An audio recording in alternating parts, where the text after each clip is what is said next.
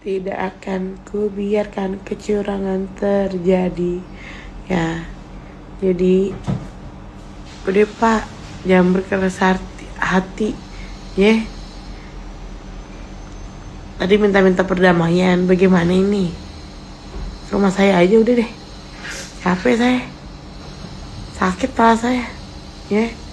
Tanggung jawab di akhirat, Pak. Mantan Gubernur Jawa Barat Ridwan Kamil di atas angin lantaran terbukti bukan ayah kandung dari anak Lisa Mariana inisial C. Pasalnya, dari hasil tes DNA di Bareskrim Polri, pihak kepolisian menyebut bahwa DNA Ridwan Kamil negatif dengan anak yang disebut sebagai darah daging arsitek asal Jawa Barat itu. Pengumuman itu disampaikan Bareskrim Polri pada Rabu, 20 Agustus 2025. Pemeriksaan DNA itu berawal dari Ridwan Kamil yang menyambangi Bareskrim Polri untuk melaporkan Lisa Mariana. Ridwan Kamil melaporkan Lisa Mariana atas tuduhan pencemaran nama baik lantaran menuduhnya memiliki anak di luar pernikahan. Ridwan Kamil memakai pasal 51 ayat 1 Yungto pasal 35 dan atau pasal 48 ayat 1 dan 2 Yungto pasal 32 ayat 1, 2, dan atau pasal 45 ayat 4 Yungto pasal 27 AUU nomor 1 tahun 2024 tentang Informasi dan Teknologi Elektronik, (ITE), atas laporannya terhadap Lisa Mariana. Lalu berapa ancaman hukuman Lisa Mariana apabila terbukti bersalah? Dimuat Tribun Seleb, Lisa Mariana bisa terancam 12 tahun penjara karena kasus tersebut.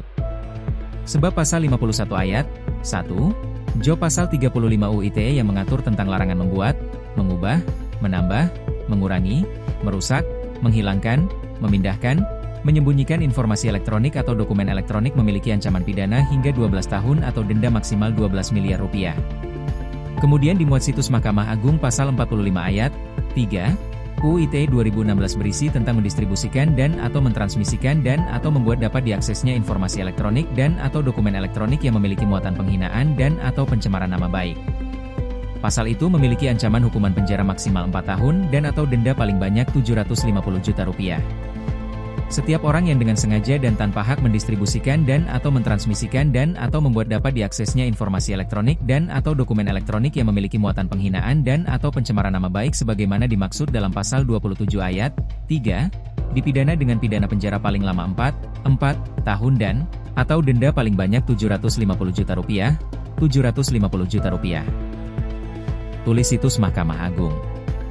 Kemudian pasal 48 ayat 1 UU ITE, Undang-Undang Nomor 11 Tahun 2008 tentang Informasi dan Transaksi Elektronik, yang telah diubah dengan UU Nomor 19 Tahun 2016, mengatur tentang larangan dan sanksi terhadap perbuatan mengubah, menambah, mengurangi, mentransmisikan, merusak, menghilangkan, memindahkan, atau menyembunyikan informasi elektronik dan atau dokumen elektronik milik orang lain atau milik publik secara sengaja, tanpa hak, atau melawan hukum. Bunyi pasal 48 ayat 1 UU ITE yakni, setiap orang yang memenuhi unsur sebagaimana dimaksud dalam pasal 32 ayat 1, dipidana dengan pidana penjara paling lama 8 tahun dan atau denda paling banyak 2 miliar rupiah, 2 miliar rupiah. Download Tribun X sekarang, menghadirkan lokal menjadi Indonesia.